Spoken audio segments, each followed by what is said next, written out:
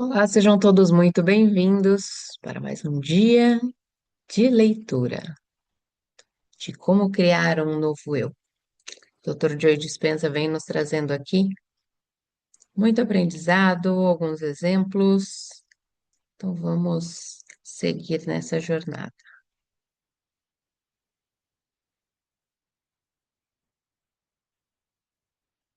A criação. Viver como pessoa nenhuma. No final do capítulo anterior, descrevi resumidamente como é viver em modo criativo.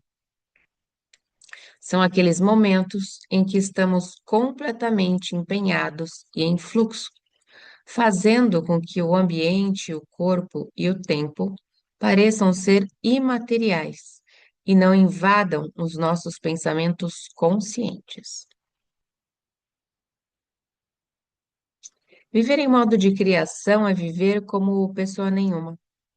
Alguma vez reparou que quando está verdadeiramente a meio da criação de alguma coisa, se esquece de si próprio? Dissocia-se do seu mundo conhecido, deixa de ser alguém que associa a sua identidade a determinados bens que possui, a determinadas pessoas que conhece, a determinadas tarefas que executa e a vários lugares em que viveu em determinados momentos. Poder-se-ia dizer que, quando estamos no estado criativo, nos esquecemos do hábito de sermos nós próprios. Abandonamos o ego egoísta e tornamo-nos altruístas. Ultrapassamos o tempo e o espaço e tornamo-nos consciência pura e imaterial.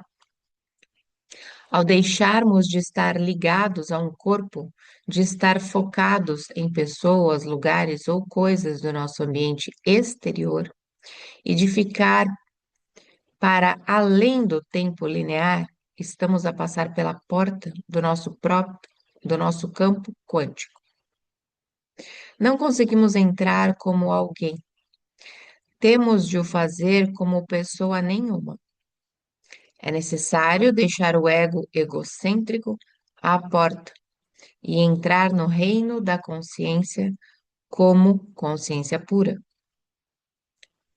Tal como referi no capítulo 1, para mudarmos o corpo, para promovermos uma saúde melhor, algo nas nossas circunstâncias exteriores, como um novo trabalho ou uma nova relação, ou na nossa linha temporal, em relação a uma futura realidade possível, tem de nos tornar corpo nenhum, coisa nenhuma e tempo nenhum.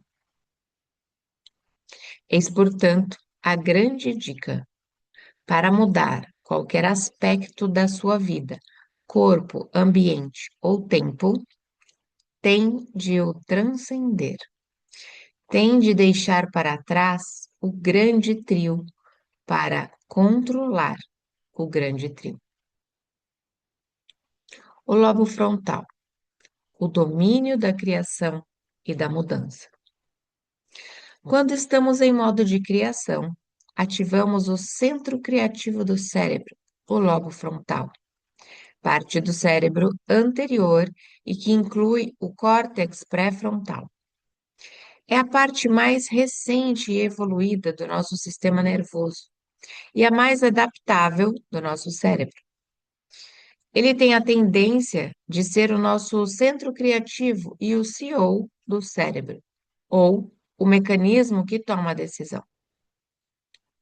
O lobo frontal é a sede da nossa atenção, da concentração, da percepção consciente, da observação e da consciência. É onde especulamos sobre as possibilidades, demonstramos uma firme intenção, tomamos decisões conscientes, controlamos comportamentos impulsivos e emocionais e aprendemos. Para bem da nossa compreensão, o lobo frontal desempenha três funções essenciais. Todas elas entram em cena à medida que formos aprendendo e praticando os passos da meditação para acabar com o hábito de sermos os mesmos. Na parte 3 deste livro. 1. Metacognição. Tornamo-nos autoconscientes para inibir estados indesejados da mente e do corpo. Se quisermos criar um novo ser, temos de abandonar primeiro o nosso antigo eu. No processo de criação, a primeira função do lobo frontal é tornar-nos autoconscientes. Uma vez que temos capacidades metacognitivas, o poder de observarmos os nossos próprios pensamentos e o nosso próprio eu, podemos decidir o que queremos deixar de ser, ou seja, de pensar, agir e ser. A capacidade de autorreflexão permite-nos fazer um escrutínio de nós mesmos e criar depois um plano para alterar os nossos comportamentos, de forma a podermos obter resultados mais esclarecidos ou desejáveis. A nossa atenção está onde aplicamos a nossa energia. Se queremos utilizar a energia para potencializar a nossa vida, teremos de examinar o que já criamos. É então que começamos a conhecer-nos a nós próprios.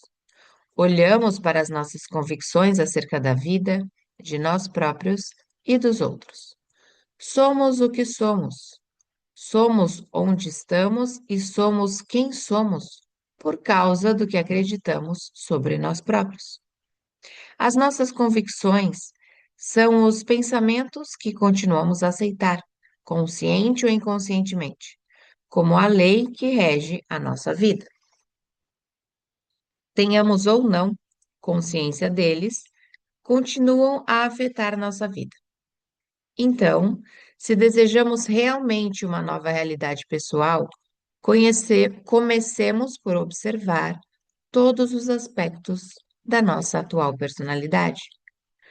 Uma vez que funcionam, sobretudo, abaixo do nível da percepção consciente, muito à semelhança de programas de computador automáticos, temos de mergulhar dentro de nós e olhar para esses elementos de que provavelmente nunca nos tínhamos dado conta. Uma vez que a nossa personalidade inclui o que pensamos, como nos comportamos e como nos sentimos, temos de prestar atenção aos nossos pensamentos inconscientes, aos comportamentos reflexivos e às reações emocionais automáticas. Faça-o, observe-os, determine se são verdadeiros ou decida se quer continuar a fomentá-los. Para se familiarizar com os seus estados mentais e físicos inconscientes, precisa de vontade, intenção e maior consciência. Se aumentar a sua percepção, fica mais atento. Se ficar mais atento, fica mais consciente. Se ganhar uma maior consciência, vai constatar mais coisas. Se constatar mais coisas, vai ter maior capacidade para observar você próprio e os outros, ao nível tanto dos elementos interiores como exteriores da sua realidade. Por fim, quanto mais observa, mais desperta do estado mental inconsciente e ganha uma percepção consciente. O propósito de nos tornarmos autoconscientes é não deixarmos que pensamentos, ações ou emoções que não desejamos experimentar passem despercebidos à nossa consciência. Assim, com o tempo, a capacidade de inibirmos de modo consciente esses estados de ser vai interromper a atividade das antigas redes neurais relacionadas com a nossa personalidade anterior. E ao deixarmos de recriar a mesma mente numa base regular, eliminamos o hardware que está relacionado com o nosso antigo ser. Além disso, ao interrompermos os sentimentos associados a esses pensamentos, deixamos de enviar sinais aos genes da mesma maneira. Impedimos que o corpo se reafirme a si próprio como a mente.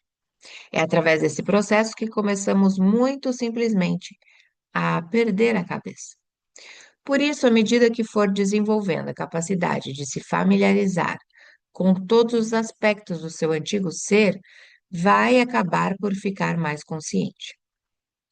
O seu objetivo é desaprender aquilo que costumava ser para conseguir libertar energia e criar uma nova vida, uma nova personalidade.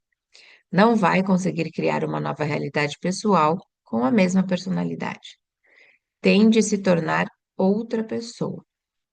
A metacognição é a sua primeira tarefa para se libertar do passado e criar um novo futuro. 2. Criar uma nova mente para pensar em novas maneiras de ser. A segunda função do lobo frontal é criar uma nova mente, libertar-se das redes neurais produzidas pelas formas como o cérebro tem funcionado anos a fio e influenciar a criação de novas ligações. Quando deixamos de lado o tempo e o espaço privado para pensarmos numa nova maneira de ser, é esse o momento em que o lobo frontal se dedica à criação. Podemos imaginar novas possibilidades e colocarmos-nos questões importantes acerca daquilo que realmente queremos, de como e quem queremos ser e o que queremos mudar em nós e nas nossas circunstâncias. Dado que possui ligações com estas, dado que possui ligações com todas as restantes partes do cérebro, o lobo frontal consegue pesquisar em todos os circuitos neurais pedaços de informação armazenados e uni-los na forma de redes de conhecimento e experiência. Em seguida, escolhe os circuitos neurais, combinando-os de diversas maneiras para criar uma nova mente. Ao fazê-lo, cria um modelo ou apresentação interna que vemos como um retrato do resultado que desejamos. Faz então sentido que, quanto mais conhecimento tivermos, maior a variedade de redes neurais que estabelecemos e mais capazes somos para sonhar com modelos mais complexos e detalhados. Para dar início a esse passo de criação, é sempre bom entrar num estado de deslumbramento, contemplação, possibilidade, reflexão ou especulação, colocando-nos algumas questões importantes. As perguntas abertas constituem a abordagem que melhor estimula a produção de uma torrente fluida de consciência. Como seria se haverá uma maneira melhor de o lobo frontal como criador?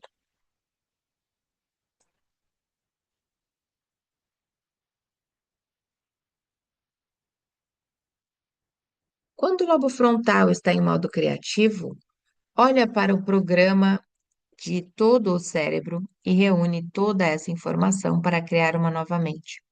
Se é a compaixão, o novo estado de ser que pretendemos criar, ao perguntarmos-nos como é ser compassivo, o lobo frontal cria naturalmente novas combinações de várias redes neurais para formar um novo modelo ou visão.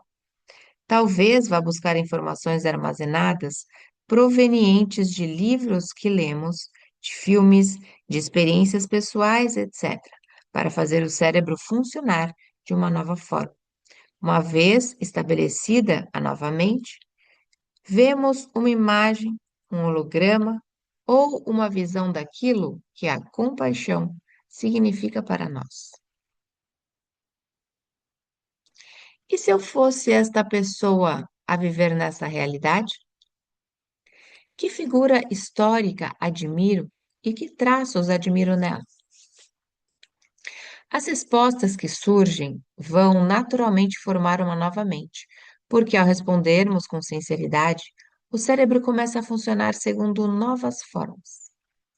Ao começarmos a ensaiar mentalmente novas maneiras de ser, começamos a criar novas ligações neurológicas para formar uma nova mente, e quanto mais nos rementalizarmos, mais vão mudar o nosso cérebro e a nossa vida.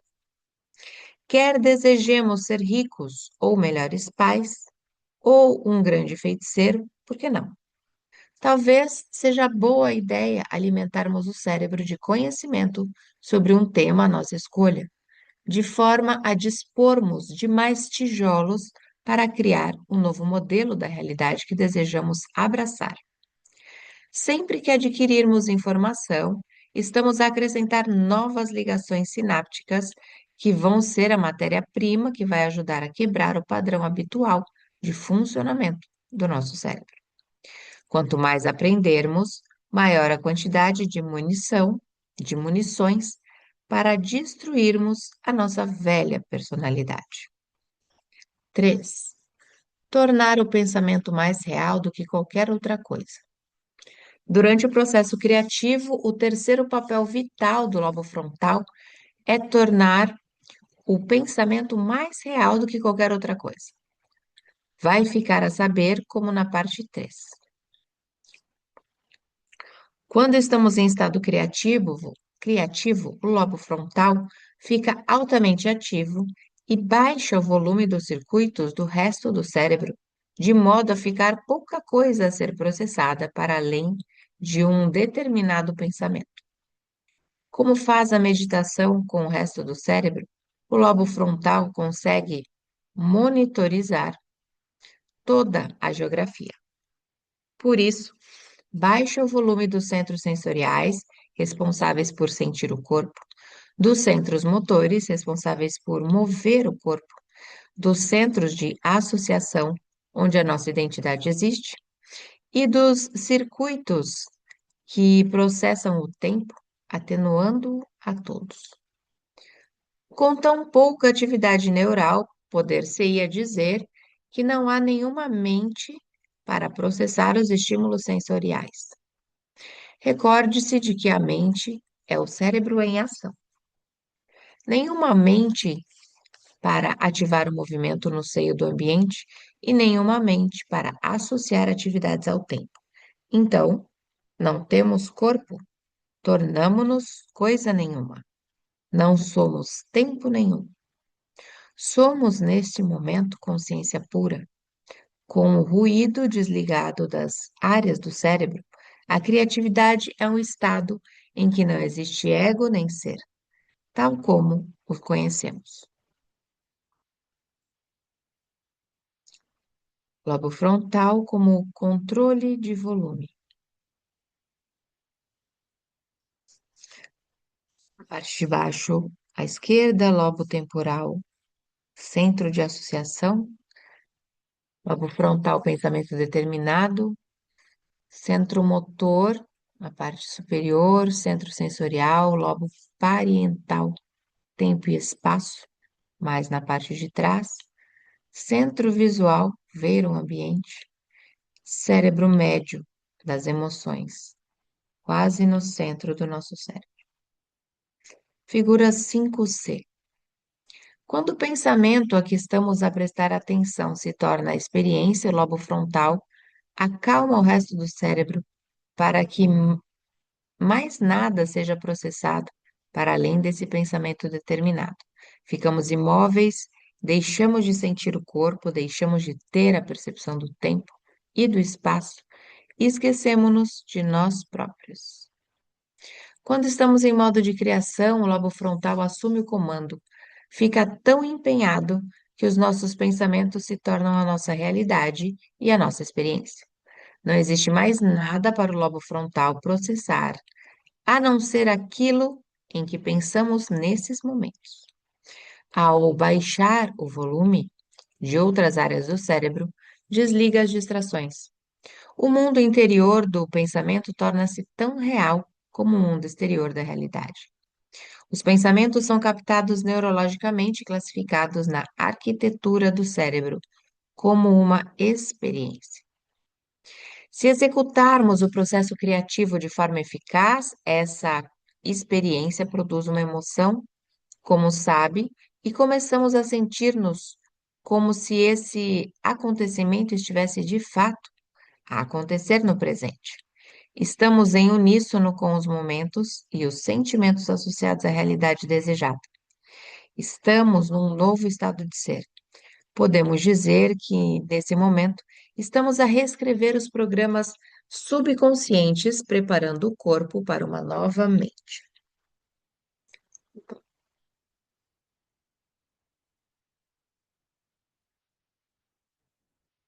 Vamos regressar ao gráfico da energia e da escala de frequência das emoções de sobrevivência às emoções elevadas. Ver a figura 5A. Quando a raiva, a vergonha ou a luxúria são liberadas do corpo, elas transmutam-se em alegria, amor ou gratidão. Nessa jornada rumo à transmissão de uma energia mais elevada, o corpo que condicionamos a ser a mente torna-se menos da mente e mais uma energia coerente. A matéria que compõe o corpo expressa uma frequência vibratória mais elevada e nós sentimos-nos mais ligados a algo superior. Em suma, mostramos mais da nossa natureza divina. Quando vivemos em modo de sobrevivência, tentamos controlar ou forçar um desenlace, é o que faz o ego. Quando vivemos na emoção elevada, na criação, sentimos-nos tão elevados que jamais tentaríamos analisar como ou quando se dará a chegada de um destino escolhido. Confiamos que se irá concretizar porque já o sentimos na mente e no corpo, em pensamento e em forma de sentimentos. Sabemos que se vai realizar, porque nos sentimos ligados a algo superior. Estamos num estado de gratidão porque sentimos que já aconteceu. Podemos não conhecer todos os pormenores do desenlace desejado, quando irá ter lugar, onde e em que circunstâncias, mas confiamos num futuro que não conseguimos ver nem perecionar através dos sentidos. Para nós, ele já aconteceu em espaço nenhum, em tempo nenhum, em lugar nenhum, a partir dos quais brotam todas as coisas materiais. Estamos em estado de consciência, podemos relaxar vivendo o presente e deixar de viver em modo de sobrevivência. Tentar antecipar ou analisar quando, onde, como esse acontecimento se vai desenrolar, serviria simplesmente para nos fazer regressar à nossa antiga identidade. Mas a alegria de vivemos, mas a alegria que vivemos é tão grande que é impossível querermos antecipar. Isso é o que os seres humanos fazem quando estão a viver em estados limitados de sobrevivência. Enquanto experimentamos esse estado criativo, em que já não somos a nossa identidade, as células nervosas que antes disparavam em conjunto para formarem um antigo ser, deixam de ser ligadas entre si. É então que a velha personalidade começa a ser biologicamente desmantelada. Os sentimentos que estavam ligados a essa identidade, que condicionavam o corpo à mentalidade de costume, já não enviam sinais para os mesmos genes, da mesma forma. E quanto mais superamos o ego, mais se alteram as provas físicas da antiga personalidade. O nosso antigo ser desaparece. Os dois estados da mente e do corpo. Vamos deixar para iniciar isso na nossa próxima leitura. E que bom que você nos acompanhou até aqui. E se é a primeira vez, seja muito bem-vindo. Aproveite e já se inscreva neste canal, deixe seu like e acesse essa playlist desde o início. Aqui nesse canal você encontrará vários outros livros já em playlists completas. Eu sou Vanessa Luz, um beijo no seu coração. E caso deseje estar conosco diariamente ao vivo e após a leitura comentar sobre a leitura e expandir mais e mais a sua mente, é só deixar a sua vontade nos comentários, que você receberá o link da nossa comunidade. Um beijo no coração e até a próxima leitura.